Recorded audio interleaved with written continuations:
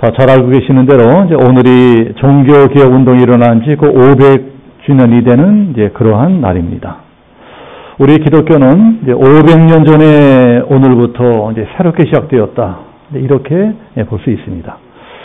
네, 그래서 저도 지난주에 어떻게 해야 제 목회도 이제 새롭게 시작할 수 있을까? 이제 어느덧 저도 서서히 노년으로 접어들어가고 있는데, 이제 어떻게 해야지 제 인생도 다시 한번 새롭게 시작할 수 있을까 하는 기도 제목을 가지고 한 며칠 기도원에 다녀왔습니다. 이제 목사가 되기 전에는 저도 설교를 잘하는 목사님이 있는 기도원, 좋은 말씀을 듣고 막 뜨겁게 기도하고, 그럴 수 있는 기도원을 이제 주로 찾아다녔지만은, 목사가 되고 난 다음부터는 이제 주로 조용한 기도원만 찾아다니고 있습니다. 목사가 되었으니까, 이제는 하나님께서 저에게 직접 주시는 그런 음성을 들어야 됩니다. 아무리 설교를 잘하시는 목사님이 있어도 그건 하나님께서 그 목사님에게 주신 말씀이고, 저는 저대로 하나님께서 저에게 직접 주시는 그런 음성을 들어야 되니까, 저에게 직접 주시는 그런 음성을 들으려면 아무래도 요란한 기도원보다는 좀 말씀을 깊이 묵상할 수 있는 조용한 기도원이 좋을 것 같아요. 그래서 이번에도 그렇게 조용한 기도원에 갔다 왔습니다. 근데 너무 조용해서 걱정이죠. 너무 조용한 기도원. 조용한 기도원에 가서 기도하고 돌아오는 길에 전에 잘 다니던 청평에 있는 어느 유명한 금식 기도원에 들렀습니다. 그 금식 기도원은 유명한 목사님이 하고 있는 큰 기도원이라서 예배당 규모도 어마어마하게 큽니다. 그런데 오래간만에 가서 보니까 이상하게 그 큰 예배당에 성도들이 별로 많지 않았습니다. 그 큰 예배당 안에 불과 한 몇십 명 정도가 이렇게 듬성듬성 앉아 있는 것 같아요. 예전 같았으면 그 시간이면 미어 터질 정도로 꽉꽉 자리가 차고, 저 바깥에는 주차장에 막 차가 홀로 넘치고, 이래야지 정상인데, 오래간만에 가보니까 이상할 정도로 예배당이 쌀렁하고 주차장도 텅텅 비고 그랬습니다. 요새 한국교회가 침체되다 보니까는 이 기도원까지 이렇게 되는 모양이로구나 하고 들어서 예배를 드리는데, 그 예배가 성전 건축을 위한 특별 예배였습니다. 그래서 제가 또 혼자 생각하기를, 아니 이렇게 큰 예배당이 있는데 또 무슨 예배당을 짓는다고 하는 거냐? 아니 이 큰 예배당에도 성도들에서 텅텅 비어 있는데 뭐하러 또 예배당을 지으시려고 할까? 가만히 말씀을 들어보니까 이번에는 무려 1만 명이 동시에 앉을 수 있는 그런 초대형 예배당을 짓겠다고 하는 것입니다. 자, 그걸 듣고 제 마음이 참 착잡했습니다. 현재 우리나라에 이제 1만 명이 동시에 한 자리에 앉아서 예배를 드릴 수 있는 예배당은 제가 알기로는 저 여의도 순복음교회에 있는 예배당이 유일한 걸로 알고 있습니다. 다들 잘 아시겠지만 여의도 순복음교회 예배당은 현재까지 우리나라에서 제일 큰 예배당이고, 우리나라뿐이 아니고 여의도 순복음교회는 전 세계 최대의 교회입니다. 그런데 그만한 예배당을 또 짓겠다는 것이 이게 과연 옳은 일이냐? 그러나 역시 그날 강사로운 주홍사 목사님의 설교는 처음부터 끝까지 맨 성전 건축 헌금에 대한 이야기였습니다. 누구누구는 성전 건축 헌금을 얼마큼 해서 어떤 복을 받고, 누구누구는 집 팔고 땅 팔고 시집갈 혼수 미천까지 모조리 건축 헌금했더니 그 자식들이 다 복을 받고 성공하고 출세하고 부자 시장하면서 떵떵 우리고 살게 되었다. 그런 설교를 2시간이나 하더라고요. 하나님은 큰 예배당을 좋아하신다. 그러니 1만 명 들어가는 큰 예배당을 건축해서 하나님께 영광을 올려드려야 된다. 그런 예배당을 짓는 일에 건축 헌금을 하면 큰 복을 받게 되니까 복 받고 싶은 사람은 어서 건축 헌금을 해라. 지금 당장 돈이 없는 분은 나중에라도 얼마 하겠다고 착정 헌금을 해라. 1억 하고 싶은 1억을 써라. 2억 하고 싶은 2억을 써라. 많이 하면 할수록 하나님이 그만큼 더 많이 벌 수 있도록 팍팍 도와줄 것이다.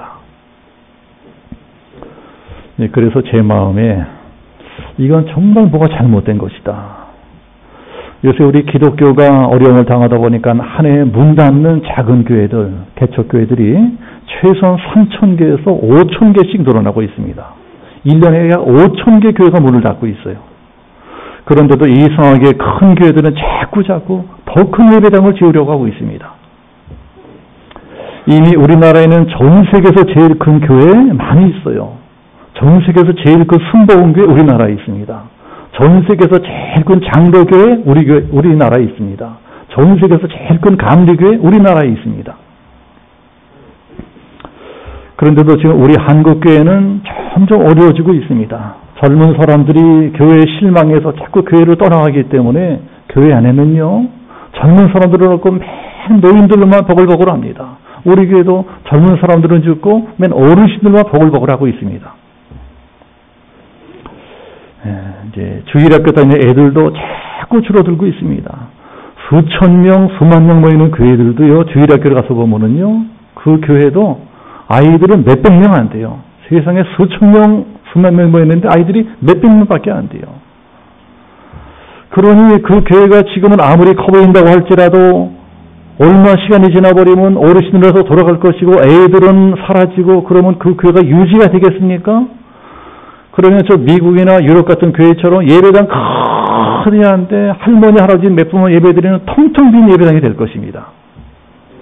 그나마 큰 교회는 숫자가 많으니까 그래도 한 몇십 명, 몇백 명 애들이 모이지만은 작은 교회들은 아예 주일학교 자체가 없는 교회도 양주에만도 수두룩합니다. 그러니 이러다가는 우리 한국교회 미래는 암담합니다. 이런데도 지금 큰 교회들은 서로 경쟁하듯이 더 큰 예배당을 지으려고 하니 문제라고 할 수 있습니다. 우리나라에 지금 큰 예배당이 없어가지고 기독교가 이렇게 어려움을 당하는 것이 아닙니다. 왜 하필 종교개혁 500주년을 맞이하는 지금 그 큰 예배당을 또 지으려고 할까? 이 500년 전에 왜 종교개혁 운동이 일어난지 제가 지난주에 자세하게 말씀드렸습니다. 교황 레오 10세가 무리하게 이 베드로 성당을 건축하려고 하는 바람에 일어나게 된 것이 이게 종교개혁 운동입니다. 그때도 로마 교황이 뭐라고 말하면서 베드로 성당을 건축하려고 했습니까? 큰 성당을 지어서 하나님께 영광을 돌리면 하나님이 복을 주실 것이다. 그런 이왕이면 전 세계에서 제일 큰 성당을 지어야 된다. 그런 성당을 지어야 된다고 로마 카톨릭 신에서 들들들들 못 갔습니다. 그래도 성전 건축 비용이 모자라니까 퇴찰이란 부흥사를 시켜가지고 면죄부를 팔러 다니게 했습니다. 결국은 그 일 때문에 루터가 분노해서 들고 일어난 것이 이게 종교개혁 운동입니다. 그러면 만약에 그때 로마 교황이 무리하게 성당 건축하는 일만 하지 않았어도 종교개혁 운동은 일어나지 않았을 것입니다. 결국은 이제 그 일 때문에 우리 개신교가 탄생하게 된 것입니다. 결국은 그것도 하나님의 뜻이었죠. 그런데 하필이면 종교개혁 500주년을 기념하는 이때 그때하고 비슷한 일들을 제 눈으로 보게 되니 내 마음이 참 슬픈 마음이 들었습니다. 제가 그날 본 일이 꼭 오늘날 우리 한국과 어떤 단면을 보는 것 같았습니다. 그래서 교회가 먼저 회개해야 되겠구나. 목사들부터 먼저 회개해야 되겠구나. 저도 정말 회개됐다고 생각했습니다. 교회가 더 이상 잘못된 길로 가지 않도록 회개해야 되겠다. 그런데 먼저 회개될 우리 목사들이 회개하지 않으니까 성도들의 심령이 점점 메말라가고 있습니다. 지금 이 시대는 은혜가 점점 메말라가는 시대입니다. 한편 우리 한국교회도 막 뜨겁게 기도하고 막 뜨겁게 말씀을 사모하고 뜨겁게 은혜를 사모하고 이러던 시기가 있었습니다. 그런데 그러한 부흥의 시기가 지나면서 사람들의 심령이 점점 메말라집니다. 이제는 어떤 교회든 성도들의 심령이 메말라서 무슨 말씀을 듣든지 감동도 없고 변화도 없고 결단도 없고 이러다가는 저 망해가는 유럽교회나 미국교회처럼 되는 거 시간 문제라 할 수 있습니다. 그래서 제가 오늘 성경을 보면서 오늘 성경이 꼭 지금 우리 교회들을 보는 것 같구나 하는 생각이 들었습니다. 오늘 우리가 본 이 성경 에스겔서가 어떤 내용입니까? 하나님께서 이스라엘 백성들에게 큰 은혜를 베풀어 주셨습니다. 하나님의 은혜로 이스라엘이 출애굽하고 하나님의 은혜로 광야 사시는 무사히 지나가고 하나님의 은혜로 기적적으로 축복의 땅 가나안 땅으로 들어가게 됩니다. 그렇게 큰 은혜를 입은 사람들인데 그리고 세월이 지나다가 보니까 이상하게 사람들이 점점 변해가기 시작합니다. 참 이상한 것이요. 가난하고 힘들게 살 적에는 그렇게 기도하고 하나님을 잘 믿고 이러던 사람들이 복받아서 등 따스고 배불러지면은 점점 변해갑니다. 등 따스고 배불러지면 이상하게 신앙이 식어버리고 하나님을 떠나게 되는 일은 동서고금망로가 똑같은 것 같아요. 이스라엘이 잘 먹고 잘 살게 되니까 점점 타락하다가 나중에는 하나님을 버리고 우상까지 섬기게 됩니다. 자, 무슨 우상을 섬겨요? 물신입니다. 물신. 가나안 땅 원주민들이 섬기던 바알 우상, 아스타라 우상을 같이 섬깁니다. 자, 그게 바로 물신입니다. 농사를 잘 되게 해주시는 우상, 사업 잘 되고 장사 잘 되게 해주고 직장 잘 되게 해주고 돈 많이 벌게 해주는 우상, 그게 바로 바알과 아스타라 물신입니다. 물신. 우리나라도 지금 그런 물신을 섬기고 있는 거나 마찬가지입니다. 온 나라가 돈하고 막 경제하고 돈에 미친 것 같아요. 교회도 미쳤습니다. 교회도. 하나님께서 이스라엘 백성들이 우상을 섬기는 걸 보고 진노하십니다. 선지자들을 보내서 당장 회개해라. 회개하라고 명령하십니다. 회개하지 않으면 심판할 것이다. 회개하지 않으면 내가 너희들을 모조리 멸망시킬 것이다. 그러나 이미 돈맛을 본 이스라엘 백성들은 호락호락 회개하지 않습니다. 일단 한번 돈의 단맛을 보고 나면 절대로 물신을 포기할 수 없습니다. 하나님보다 돈 많이 벌게 된 물신이 훨씬 좋아지는 것입니다. 결국 하나님이 참다 못해 채찍을 더 내리치십니다. 하나님의 채찍이 무엇일까요? 전쟁을 일으키시는 거예요. 전쟁을. 바벨론이나 강대국이 쳐들어와서 이스라엘을 초토화시켜버립니다. 우리나라도 정신 똑바로 차려야 됩니다. 우리나라도 전쟁 나면 다 망하는 것입니다. 우리나라도 작지만 이스라엘은 우리나라도 훨씬 작은 나라입니다. 그런 작은 나라에서 그 콩알 만한 나라에 전쟁이 벌어졌으니 온 나라가 쑥대가 초토화되어 버렸습니다. 이스라엘이 자라가던 그 웅장한 예배당, 그 화려한 솔로몬 성당 잿더미가 되어버렸습니다. 우리나라에서 K-팝 보면 우리나라 청년들은 얼마나 잘생겼어요? 얼마나 예뻐요? 이스라엘도 청년들 예뻤습니다. 잘생겼어요. 그 잘생긴 청년들, 예쁜 아가씨들 모조리 포로로 끌려갔습니다. 다 노예가 되어버렸습니다. 왕까지도 눈알이 뽑히고 쇠사슬로 온몸이 꽁꽁 묶여가지고 개처럼 끌려갔습니다. 나라가 완전히 망해버린 것입니다. 하나님의 진노가 이렇게 무섭습니다. 그 잘 사던 나라가 한순간에 망해버립니다. 하나님은 무한히 자비로우시고 은혜로우시고 사랑이 많으시지만 죄 짓고 회개하지 않으면 용서하지 않습니다. 하나님 죄는 미워하세요. 회개하지 않으시면 반드시 심판하십니다.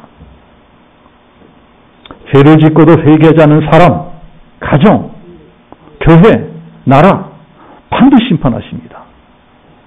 그렇게 나라가 완전히 망해버릴 적에 포로로 끌려온 청년이 오늘 우리가 본 성경 에스겔서의 주인공 에스겔인 것입니다. 나라가 망하고 남의 나라의 포로로 끌려온 청년에게 무슨 미래가 있겠어요? 무슨 소망이 있겠어요? 앞날이 깜깜한 것입니다. 미래도 없고 소망도 없습니다. 그때 하나님께서 에스겔에게 나타나셔서 오늘 말씀에 나눠 환상을 보여주십니다. 환상. 에스겔이 어느 날 기도하다가 신비한 환상을 보게 됩니다. 환상 가운데 어떤 골짜기로 가게 되는데 그 골짜기를 보니까 마른 뼈들이 가득히 쌓여 있습니다. 그걸 보여주시면서 하나님께서 물어보십니다. 에스겔아, 네가 보기에 이 뼈들이 살아날 수가 있겠느냐? 이게 오늘 우리가 읽은 말씀입니다. 우리 오늘 말씀 2절 같이 한번 합독해 보겠습니다. 2절 다 같이 시작. 나를 뼈 사방으로 지나가게 하시기로 본즉 그 골짜기 지면에 뼈가 심이 많고 아주 말랐더라. 왜 이렇게 사람 뼈가 온 사방 지면에 흩어져 있게 되었을까요? 나라가 망할 적에 너무나 갑자기 적군들의 창칼에 찔러 죽였기 때문입니다. 너무나 많은 사람이 갑자기 죽어버렸기 때문에 장사도 지내지 못하고 그냥 버려졌어요. 그런 시체들이 굴러다니니까는 짐승들이 와서 뜯어먹고 독수리가 뜯어먹고 까마귀 떼가 뜯어먹고 이렇게 마른 뼈다구들이 되어버렸습니다. 이게 하나님을 떠난 사람들의 운명이고 하나님을 떠난 나라의 최후라고 하는 것입니다. 우리는 절대로 이렇게 되면 안 되겠고 우리나라도 절대로 이렇게 되면 안 되겠습니다.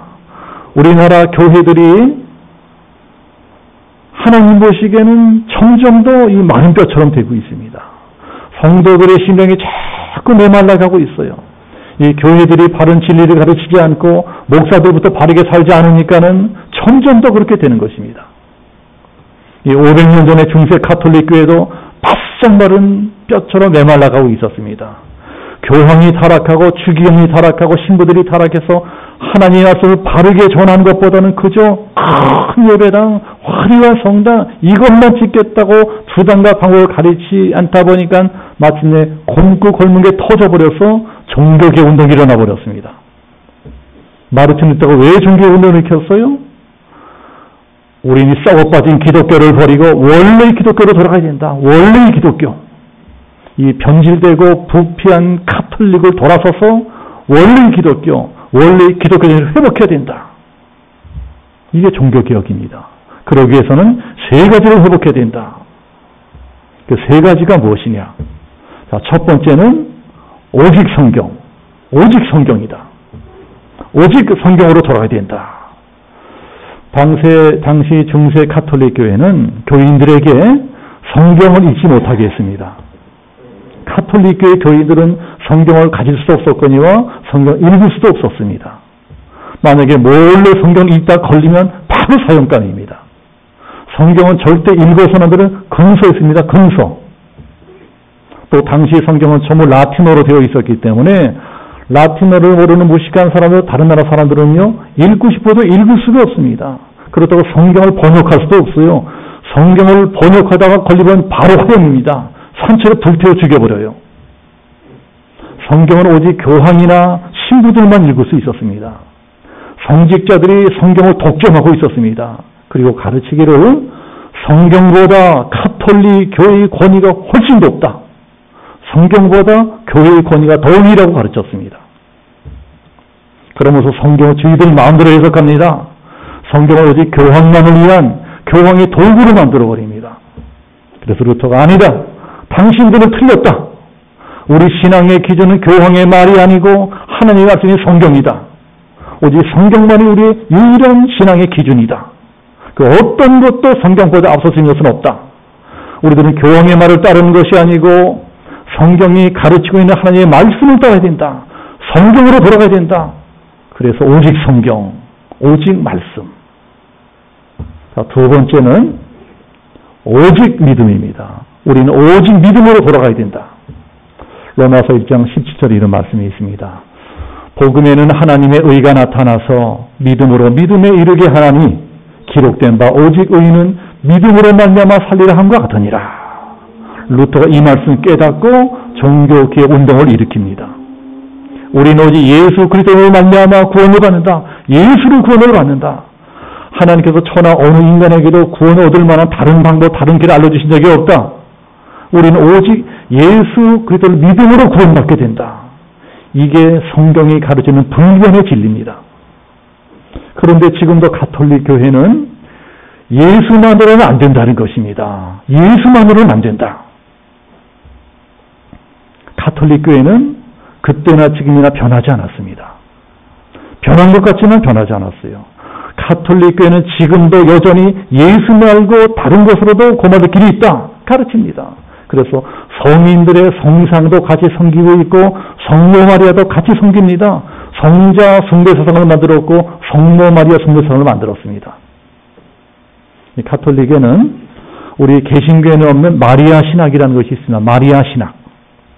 그런 마리아 신학을 전공한 알퐁소 리고라라고 하는 유명한 가톨릭 신부가 있었습니다.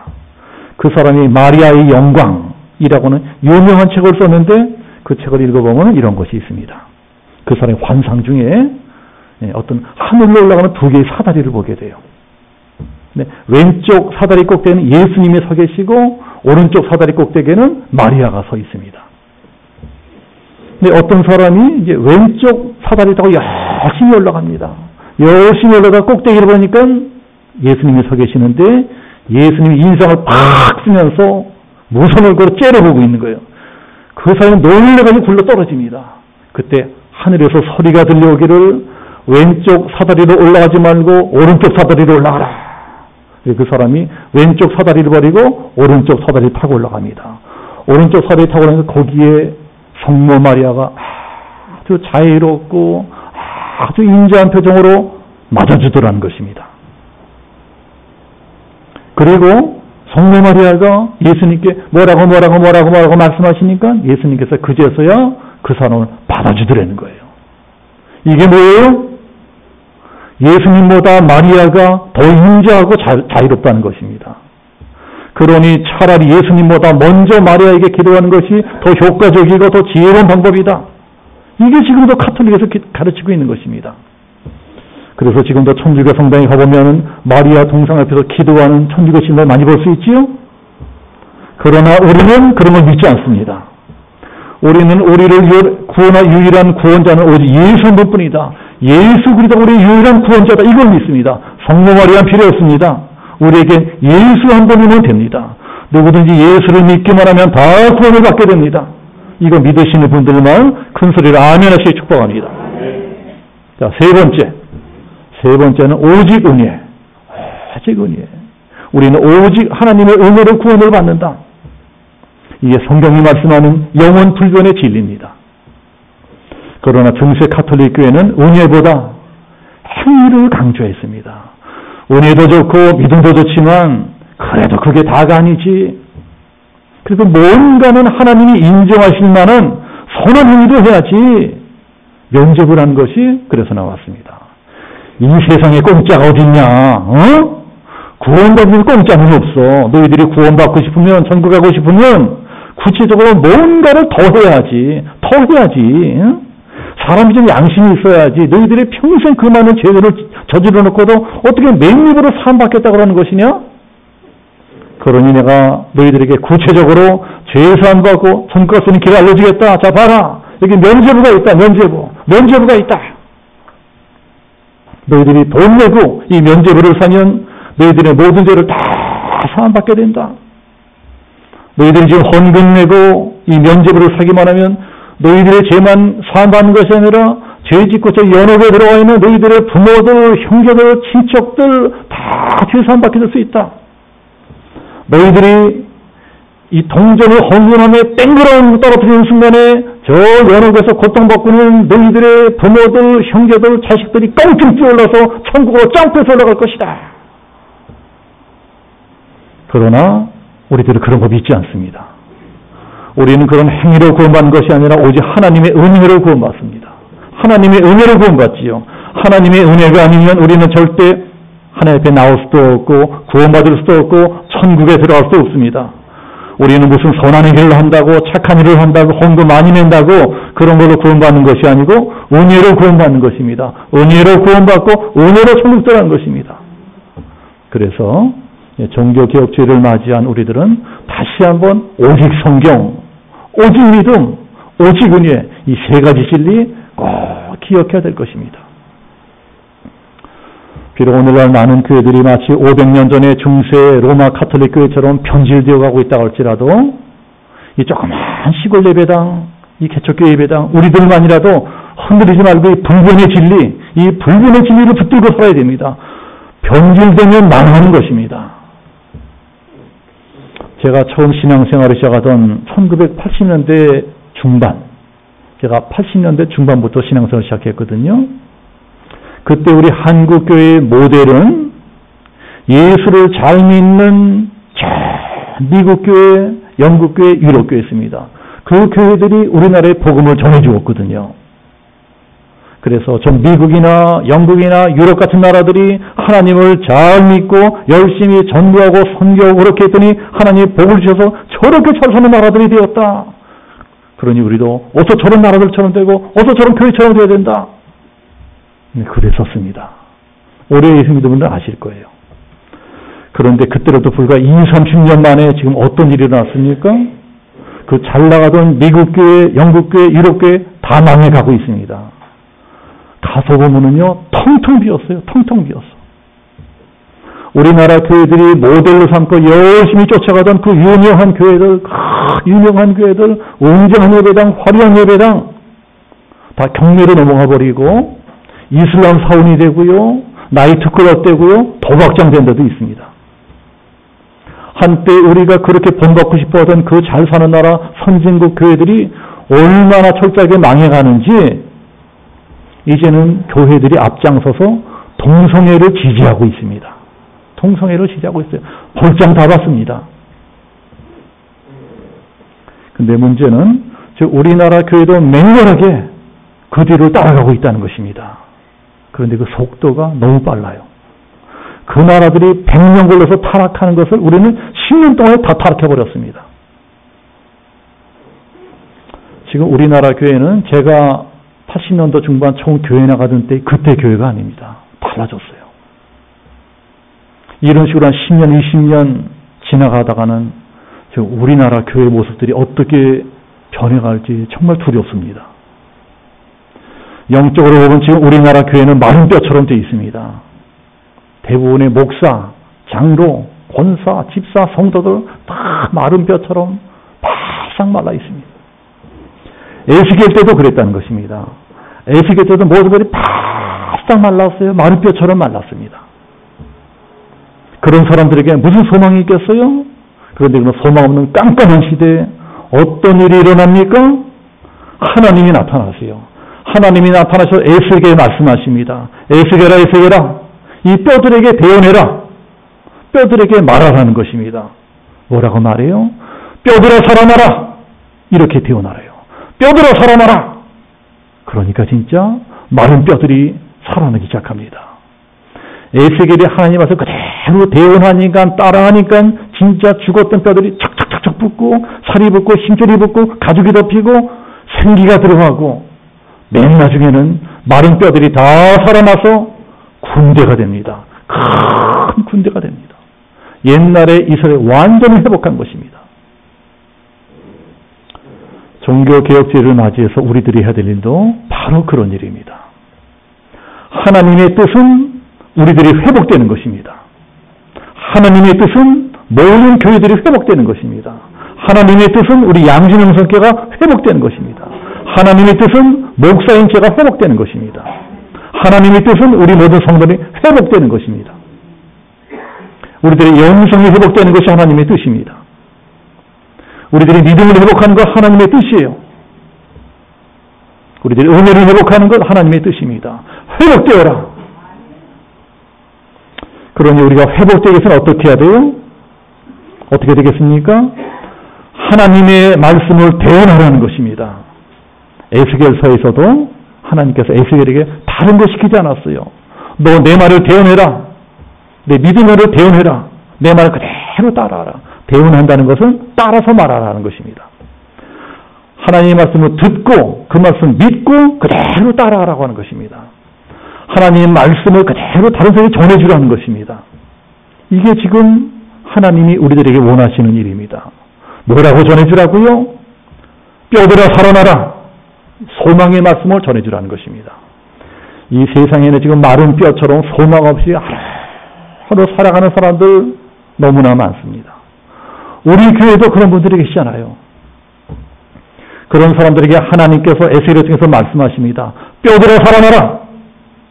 망한 자들아 살아나라. 가난한 자들아 살아나라. 병든 자들아 살아나라. 살아나는 것이 하나님의 뜻입니다. 하나님은 살려주는 분이세요. 생명을 시대 풍성히 주시는 분이십니다. 그러니 하나님의 말씀을 들으며 살아납니다. 우리는 스스로 살아날 수 없어요. 내가 어떻게 스스로 살아나요? 그러나 하나님의 말씀을 들으며 살아납니다. 우리는 다른 사람 살릴 수 없어요. 그러나 하나님의 말씀을 그대로 전해주면 죽어가는 사람 살릴 수 있습니다. 살아나라! 네가 살아난 게 하나님의 뜻이다. 그 사람이 그 말씀을 믿으며 살아납니다. 저같이 이렇게 못나고 쪼다갖고 무능한 이 작은 시골 개척교회 목사가 어떻게 우리나라를 살릴 수 있겠어요? 저 같은 것이 어떻게 우리 한국교회를 살릴 수 있겠어요? 저는 우리 양준영 성도를 살리지 못합니다. 근데 제가 어떻게 그런 일을 하겠어요? 제가 어떻게 우리 성도님들이 그 힘들어하는 병의 문제, 가난의 문제, 직장의 문제, 가정의 문제, 자녀의 문제, 그 많은 인생 문제를 내가 어떻게 해결해 줄 수가 있겠어요?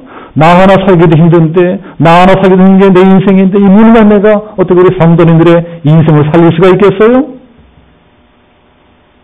우리 성도님들도 저 같은 심정일 때가 많을 것입니다. 내가 어떻게 우리 남편을 살릴 수가 있겠어? 내가 어떻게 다 망해버린 내 남편을 살릴 수 있겠어? 내가 어떻게 저 늙고 병들고 망가진 내 남편을 살릴 수가 있겠어? 내가 어떻게 우리 아이들을 살릴 수가 있겠어? 내가 어떻게 우리 부모를 살릴 수가 있겠어? 내가 우리 형제를 살릴 수가 있겠어?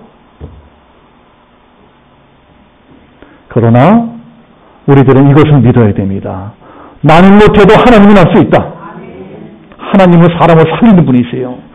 하나님의 말씀은 사람을 살리는 말씀입니다. 하나님의 말씀을 들으면 살아납니다. 하나님의 뜻은 마른 뼈다구처럼 된 우리들을 살리시는 것입니다. 우리 한국교회를 살리셔서 다시 한번 큰 군대로 사용하는 것이 하나님의 뜻입니다. 우리 양지명석에 살리시는 것 하나님의 뜻입니다. 저도 개척교회 10년 하다 보니까 지치고 피곤했어요. 지치고 피곤합니다. 이러한 박목사를 살리는 것 하나님의 뜻입니다.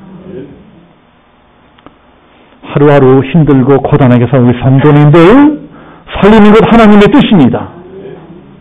우리가 하나님의 말씀을 따라 살아가면 살아납니다. 우리가 하나님의 말씀을 대언해주면 다른 사람도 살아나요. 살아나라! 네가 살아나는 게 하나님의 뜻이다.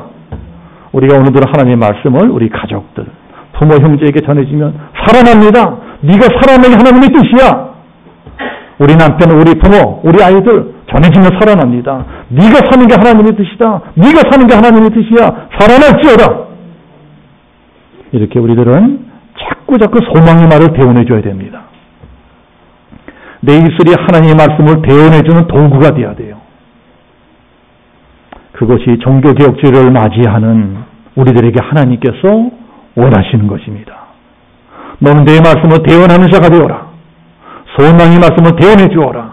살리는 말씀을 대언해라. 말씀을 듣는 자들은 누구나 살아날 것이다. 자, 우리 에스겔서의 말씀 한번 저랑 같이 한번 대언해 봅시다. 자, 저 따라서 큰 소리로 해보세요. 저 따라 큰 소리로 내 인생은 다시 살아나라. 병든 사람도 다시 살아나라. 가난한 사람 다시 살아나라. 우리 가정도 살아나라. 우리 교회도 살아나라. 우리 나라도 살아나라. 우리가 하나님의 말씀을 대언한 대로 다 살아난다는 것을 믿는 분들만 큰 소리로 아멘 하시기 축복합니다. 자, 우리 같이 기도하겠습니다.